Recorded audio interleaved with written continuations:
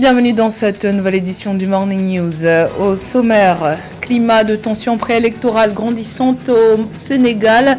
La capitale Dakar a été le théâtre d'affrontements entre manifestants et forces de l'ordre à la suite d'une manifestation de la coalition de l'opposition Yewwi Askan Wi ce vendredi 17 juin.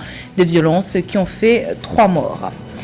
Climat sociopolitique également tendu en Tunisie où des citoyens ont investi les rues de la capitale ce samedi pour manifester leur opposition au référendum constitutionnel prévu pour le 25 juillet prochain. Et puis, focus sur le travail mené par l'Union nationale des handicapés au Congo. L'UNACO s'emploie notamment à garantir la prise en compte des handicapés dans les politiques publiques.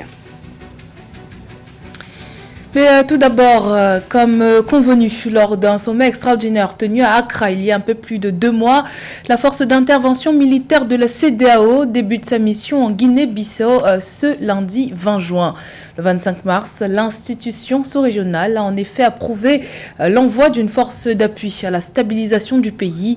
Un mois avant cette décision, le président Umaro Sissoko Embalo avait alors échappé de peu à un coup d'État. Ce n'est pas la première opération de maintien de la paix menée par la CEDEAO en Guinée-Bissau.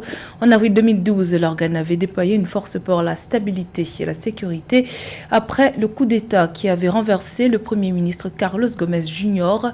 entre les 2 tours de la présidentielle dont il était annoncé comme favori. Cette force avait permis de garantir la stabilité du pays pendant 8 ans.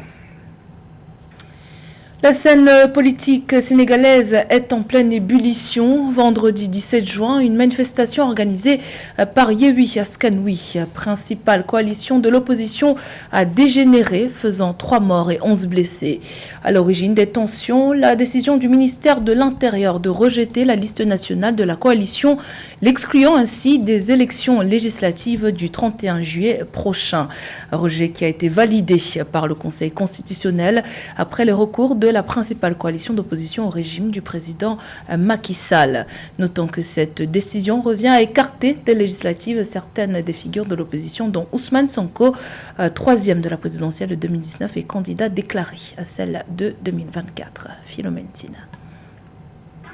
La manifestation non autorisée de l'opposition sénégalaise initiée par la coalition Yewwi Askan Wi ce vendredi 17 juin a fait 3 pertes en vie humaine, des personnes blessées et des dégâts matériels à Dakar, la capitale, et dans le sud du pays suite aux heurts entre manifestants et forces de l'ordre. L'opposition sénégalaise a ainsi passé outre l'interdiction de manifester du préfet de Dakar. Le contexte prouve à suffisance que l'opposition ne peut pas tenir de manifestations pacifiques. Des menaces ainsi que des insanités ont fusé de partout la veille. On doit travailler à faire respecter les lois et les institutions de ce pays. Mais moi, personnellement, la proposition que j'ai faite, c'est permettre aux partis et coalitions de partis de participer massivement aux élections, ce qui va permettre au pays d'avoir une assemblée quand même plus active. Au moment où le leader de l'opposition, Ousmane Sonko, et le maire de Dakar, Barthélémy Diaz, ont été empêchés de sortir de chez eux par les forces de sécurité, d'autres figures politiques se sont fait arrêter. Ousmane Sonko, dans un communiqué, a demandé leur libération immédiate et a sommé la France de ne pas s'immiscer dans les affaires politiques du Sénégal. Le droit de manifester est un droit fondamental et la Constitution l'autorise. Ce qui est aberrant, c'est au Sénégal qu'on trouve une démocratie étranglée où on empêche les citoyens de manifester le droit le plus absolu. On assiste à une tyrannie rampante. On est en train d'harceler les leaders de la coalition Yewwi Askan Wi et tout ça, c'est uniquement basé sur des questions typiquement politiques. C'est pas normal. L'opposition sénégalaise entendait protester contre l'invalidation d'une liste nationale de candidats pour les législatives du 31 juillet. Pour rappel, le Conseil constitutionnel sénégalais a rejeté la liste sur laquelle figure Ousmane Sonko, le principal opposant au gouvernement, et d'autres personnalités pour les élections législatives prévues le 31 juillet 2022. Tension politique également en Tunisie. Ils étaient des milliers à descendre dans les rues de la capitale Tunis ce samedi pour protester contre le référendum du 25 juillet. Référendum sur la constitution voulue par le président de la République, Kais Saied. Les réformes prévoient notamment de renforcer les pouvoirs du chef de l'État qui s'est déjà arrogé les pleins pouvoirs depuis près d'un an. Les principaux partis politiques du pays ont réaffirmé leur intention de boycotter ce référendum. Un sujet de la rédaction. Non au référendum sur la Constitution. Ils étaient des milliers samedi dernier, ici dans ces rues de Tunis, venus montrer leur opposition totale au référendum constitutionnel voulu par le président Kais Saied. Cette constitution amendée est censée marquer l'avènement d'une nouvelle république, malgré la montée des critiques dénonçant un processus susceptible d'instaurer une autocratie. Apportez-moi une constitution sur laquelle tous les partis élus par le peuple sont d'accord. Pas une constitution écrite par des gens qui ne soutiennent que le président tunisien Kais Saied. À l'approche du scrutin, le président tunisien, qui s'est octroyé les pleins pouvoirs depuis près d'un an, est accusé plus que jamais d'avoir la main mise sur tous les rouages du pouvoir. Depuis le 25 juillet 2021, il a limogé le Premier ministre et suspendu le Parlement. Le pays traverse depuis une profonde crise politique qui se conjugue désormais à une aggravation de la situation économique. Aujourd'hui, le peuple tunisien n'a rien à manger. Le simple employé n'arrive plus à suivre. Et le président prétend aider le peuple. Mais qu'a-t-il fait pour lui? Au contraire, il a détruit le peuple, qui n'est plus capable de rien. À quelques semaines du référendum, le président de la République fait face à un renforcement du mouvement protestataire, le signe d'une opposition grandissante. Les principales formations politiques tunisiennes ont d'ores et déjà annoncé leur intention de boycotter le scrutin du 25 juillet. Également dans l'actualité, au terme d'âpres négociations, les 164 ministres du commerce des pays membres de l'Organisation mondiale du commerce ont fini par s'accorder sur un ensemble de mesures ce vendredi 17 juin, dont la levée des brevets sur les vaccins anti-Covid. Attendue depuis 2 ans, cette décision a été saluée par l'Afrique du Sud. Notons que l'accord qui permet aux fabricants locaux de produire des vaccins ou des composants sans autorisation des détenteurs des brevets est limité à 5 ans et exclut pour l'instant les tests et les traitements thérapeutiques contre la Covid-19. L'OMC doit se prononcer sur ces derniers dans les 6 mois. Depuis le début de la pandémie, l'Afrique du Sud et l'Inde ont dénoncé à maintes reprises les inégalités en matière d'accès aux précieux vaccins dans ce qui a été baptisé un apartheid vaccinal. En Afrique, près de 10% de la population vit avec un handicap.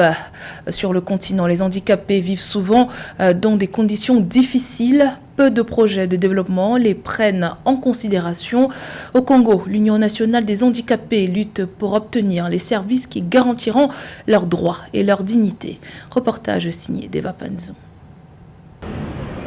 35 ans après sa création, l'Union nationale des handicapés du Congo porte encore les signes de la jeunesse de son action parce qu'elle n'a pas atteint ses objectifs, et notamment la défense des intérêts matériels et moraux de la personne handicapée, en vue d'assurer sa promotion dans la société congolaise. Lors de son assemblée générale élective, le 15 juin, Jean de Dieu Goma a été reconduit comme président pour un mandat de 5 ans. Les défis demeurent. Notre mission est encore lourde. Difficile et aussi jonchée des barrières qu'il nous faut affronter avec courage et engagement en vue de créer les conditions nécessaires à la prise en compte de la situation du handicap dans les politiques nationales et travailler à l'émergence d'un homme handicapé de type nouveau. En 35 ans d'existence, l'Union nationale des handicapés du Congo a aussi réussi à faire évoluer le statut des personnes vivant avec handicap, bien que cette évolution doit se poursuivre. Le ministère des Affaires sociales et de l'Action humanitaire a toujours donné une place de choix à la personne vivant avec handicap. En témoigne l'intégration du plan national pour les personnes handicapées, le processus de révision de la loi 009/92 du 22 avril 1992 portant statut, promotion et protection de la personne handicapée, auquel les organisations des personnes vivant avec handicap seront associées. En 2015, la nouvelle constitution congolaise avait institué le Conseil consultatif en faveur des personnes handicapées, organe de réflexion et de proposition au gouvernement en faveur de cette classe sociale. Le Maroc a récemment accueilli la première réunion ministérielle des États d'Afrique Atlantique, réunion qui a vu la participation de 21 pays de la côte atlantique africaine, dont le Gabon. L'occasion de définir une vision africaine commune dans ce domaine d'importance vitale pour le continent. Le Gabon entend bien évidemment en tirer profit. C'est vrai, donc. Le Gabon entend mettre en œuvre tous les moyens nécessaires pour tirer profit de la dynamique géostratégique impulsée par le Maroc via le projet de la réunion ministérielle des pays de l'Atlantique africaine. Un projet qui vise à renforcer la coopération transatlantique avec les États riverains de l'Atlantique afin de bénéficier des meilleures retombées de l'ouverture à l'océan à l'heure où 90% des échanges se font par voie maritime.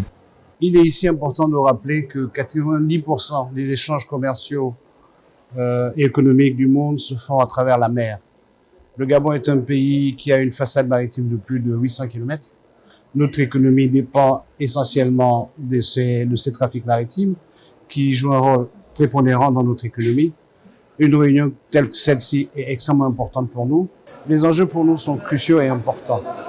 Pour le ministre gabonais des Affaires étrangères, le développement des relations sud-sud et le renforcement de l'interaction entre les pays de la façade atlantique constituent un moyen important pour faire face aux défis de développement économique que rencontrent les pays du continent aujourd'hui.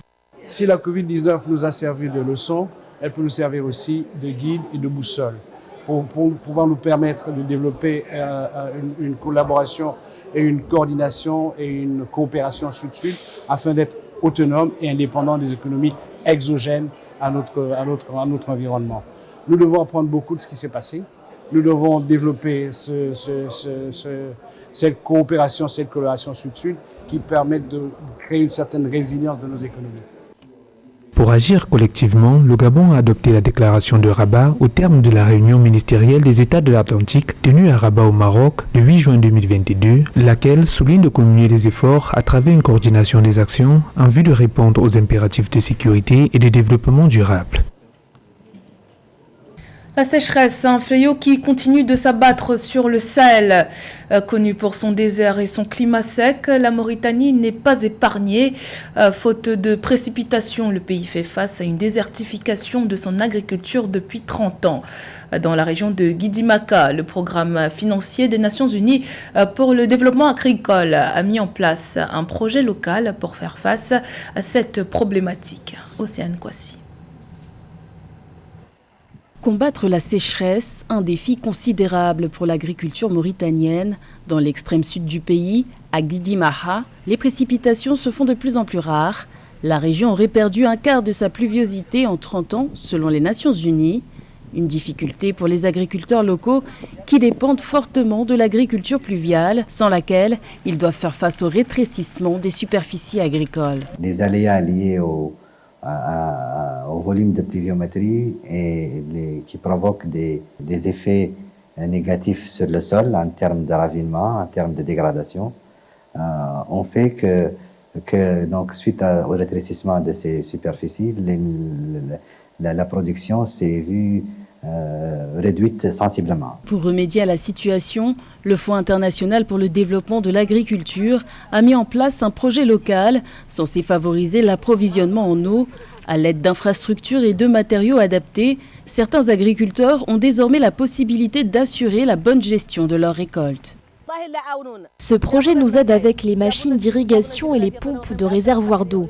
Il y a aussi des clôtures et des tuyaux plus grands. Cela nous a aidés pour nos récoltes et nous en sommes reconnaissants. Outre l'absence de précipitations, les problèmes liés au changement climatique ont augmenté la diversification des cultures en Mauritanie, pays dont les revenus dépendent en grande partie de l'agriculture. Dans ce contexte, la durabilité des projets humanitaires s'avère nécessaire pour faire face à la sécheresse.